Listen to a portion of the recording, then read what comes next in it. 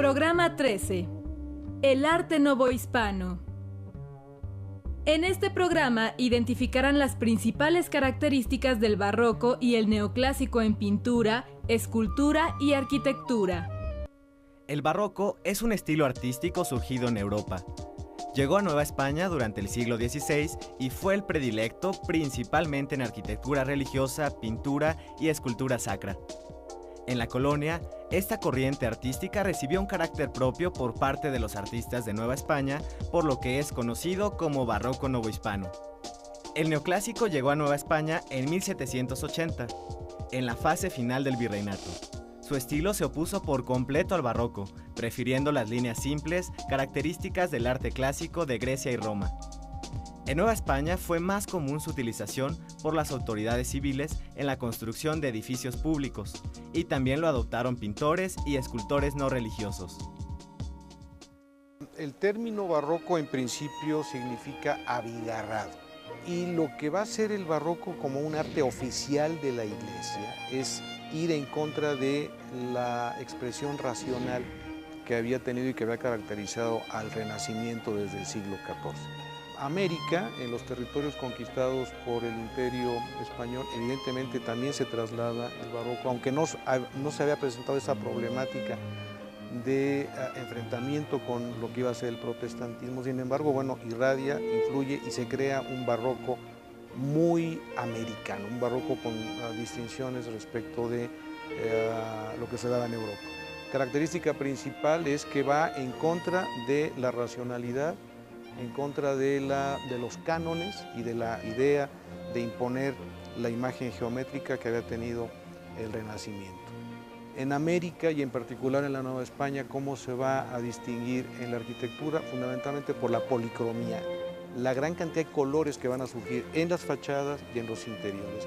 Una aportación del barroco es, como por ejemplo tenemos el caso del retablo de los Reyes a mi espalda, en donde se llega a la máxima expresión del movimiento y de la policromía barroca.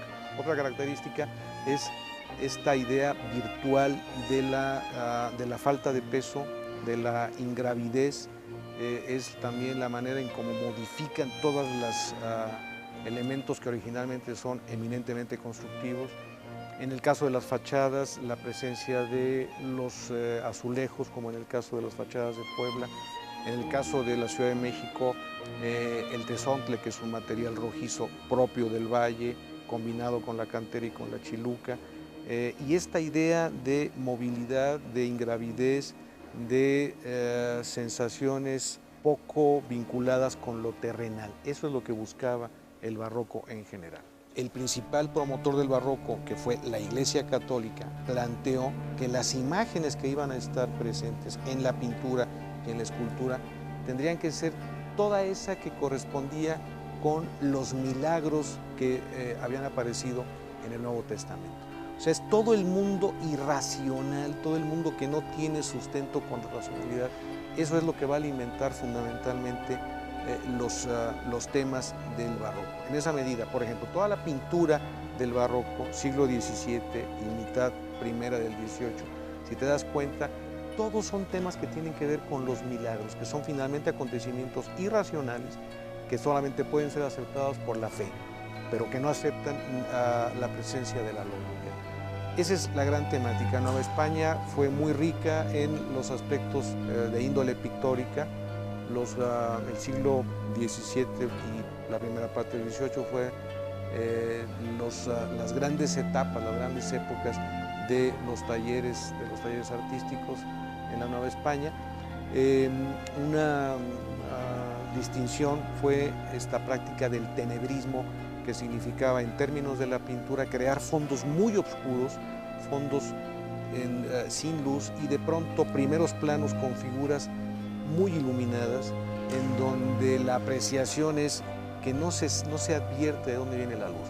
La luz se intuye, debe de venir del interior de los cuerpos que ahí están representados. En el caso de la arquitectura, por ejemplo, lo que tenemos es esta idea de la movilidad, que va en contra de el carácter de estabilidad que debe tener y que siempre tuvo la arquitectura. Entonces, movilidad y sensación de ingravidez frente a la lógica del peso que había tenido históricamente la arquitectura. Y la escultura, por ende, también tiene esta misma condición de movilidad, de idea, de sensualidad, porque todo en el barroco se debe de tomar con las sensaciones y a partir de las sensaciones, olvidándose totalmente de todo lo que sería contacto con lógica y razón. El neoclásico, a diferencia del barroco, no tuvo un estilo predominante novohispano, pues en realidad surgió como una recuperación de la herencia cultural clásica. Fue el arquitecto español Manuel Tolsá, quien llegara a la colonia en 1791, el principal exponente de este estilo artístico en arquitectura y escultura.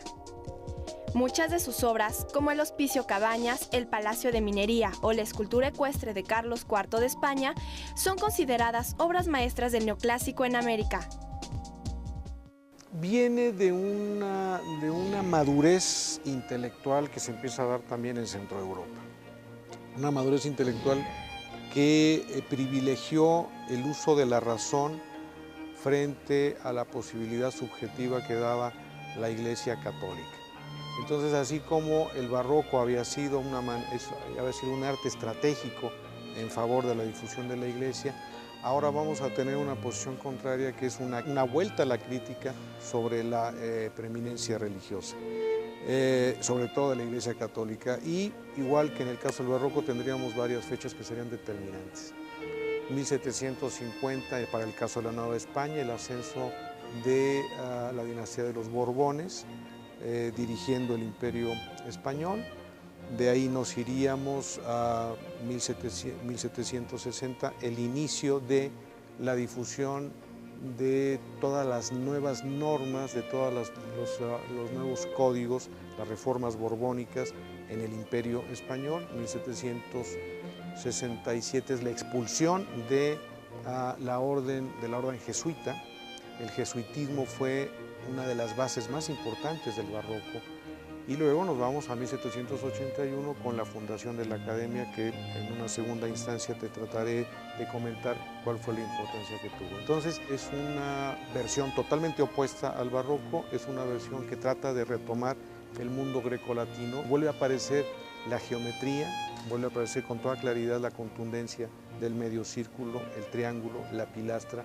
Nada que ver con todas estas fantasías y todos estos vuelos y todas estas ficciones que había planteado el barroco en su origen. Entonces es un movimiento artístico que establece una nueva postura en contra de la irracionalidad, privilegia el aspecto crítico, privilegia el retomar el mundo clásico como la gran materia de conocimiento y de enseñanza para la sociedad.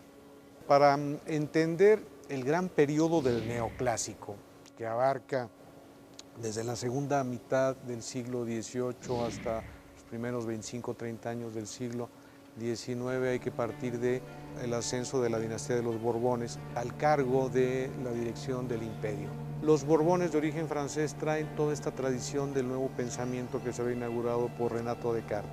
La Ilustración, que es la que privilegia todo este gran periodo, circula ideas sobre una nueva manera social, sobre una nueva respeto inclusive a lo que después serán los derechos humanos, y viene a terminar en 1789 con la gran guerra de Revolución Francesa, en donde incluso se llega a determinar mediante un decreto: Dios no existe. Esta va a ser la gran posición crítica que va a tomar el neoclásico. Entonces, en el caso de la arquitectura, nos vamos a encontrar con todos estos elementos del mundo grecolatino, con los grandes frontones, con los arcos, con las pilastras que recuerdan al mundo griego y romano. Y en el caso de la pintura ya no aparecen los milagros, ahora va a ser el Antiguo Testamento el que va a dar todas las nuevas temáticas que van a alimentar a esta nueva expresión artística. ¿Quién va a ser el que va a determinar esto? La Academia. La Academia es una de las grandes invenciones del mundo neoclásico. Esto tiene que ver también con esta nueva voluntad, en el caso de los Borbones, de cómo administrar y cómo enseñar el arte. Ahora se van a crear planes de estudio, se van a volver a crear cánones, se van a dictar normas, e inclusive va a haber la prohibición de seguir construyendo y de seguir pintando a la manera barroca. Ahora de lo que se va a tratar es de hacer valer, de considerar como la única posibilidad todos aquellos temas que habían creado los maestros en la academia, con los que se va a enseñar, con los que se va a adiestrar y que van a ser los autorizados por los cabildos para que se lleven a cabo en las iglesias y en los edificios públicos. Y por último, otra de las grandes características del mundo neoclásico va a ser el que los edificios más importantes van a ser edificios civiles. Ya no va a ser la iglesia la que va a llevar la conducción de la construcción en las ciudades. Ahora van a ser los hospitales, las escuelas, los grandes depósitos de alimentos, los edificios militares, los que van a determinar la nueva conformación del paisaje. Va a ser el mundo civil frente al mundo de la iglesia que había privado en el periodo anterior. Actualmente, México conserva un gran acervo arquitectónico, pictórico y escultórico del periodo colonial, que es parte de la riqueza cultural y del patrimonio no solo nacional, sino de la humanidad.